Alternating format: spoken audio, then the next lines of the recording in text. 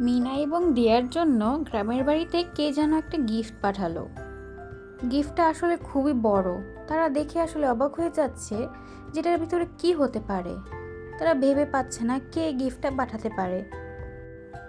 এই নিয়ে তাদের মনে নানান প্রশ্ন জেগে উঠেছে। কি রে দিয়া, কি ব্যাপারে, গিফটটা কে পাঠালো? আমার কোনো ধারণা নেই রে কে পাঠাতে পারে। কি জানি, বুঝতে পারছি না এটা কি করে হতে পারে। নাম নেই, জানা নেই, কে হঠাৎ করে গিফট পাঠালো তার কোনো ঠিক ঠিকানা নেই।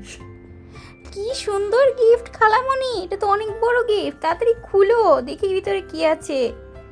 আরে দূর, বাচ্চাদেরকে নিয়ে আর পারা যায় না। আমরা আছি কি চিন্তায় আর ওরা আছে কি চিন্তায়, দূর ভালোই লাগছে না। ঠিক আছে দাঁড়া, দেখছি ভিতরে কি আছে, খুলে দেখছি, ধৈর্য ধর একটু। তারা গিফটটা খুললো। খুলে যা দেখলো এটা তাদের মাথা ঠিক থাকার নয়। তারা আশ্চর্য হয়ে গেল।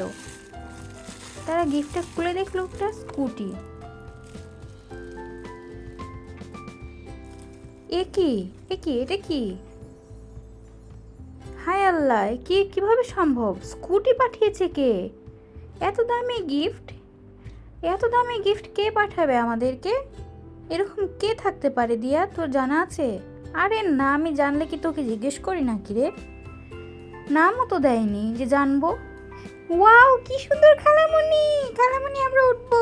এত সুন্দর স্কুটি, তাড়াতাড়ি আমাদেরকে ওঠাও খালামণি। কি সুন্দর বাবা, এত দামি গিফট কিভাবে পেলে তোমরা? আরে দূর বোকা, তোরা কিনে আছিস আর আমরা কিনে আছি।